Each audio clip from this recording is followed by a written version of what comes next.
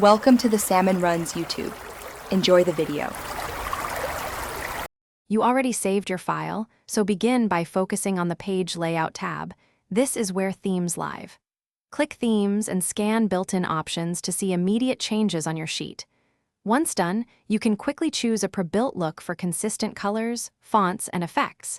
If you want control, don't stop here. Use the Colors, Fonts, and Effects buttons inside the Themes group to launch customization panels that let you set brand colors and readable typography for all worksheets. You now customize the pieces that define the theme, colors, fonts, and effects.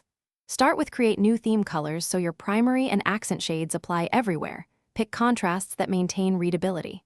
Next, customize fonts to lock heading and body typefaces. This ensures consistent text scaling across sheets. Then choose effects to harmonize shapes and smart art. Make sure to preview on sample cells and charts so you can spot clashes. If it looks good, you're ready to save the combination as a theme.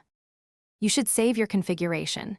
Choose Save Current Theme and name the THMX file so you can reuse it. Once saved, apply it in other workbooks via Themes Browse for themes, or put it in your Excel templates to make it the default. Make sure to recheck charts and shapes after applying. If things go wrong, remember one key troubleshooting tip. Direct cell formatting overrides themes. Clear formats or use Replace to reset formatting so the theme can take effect.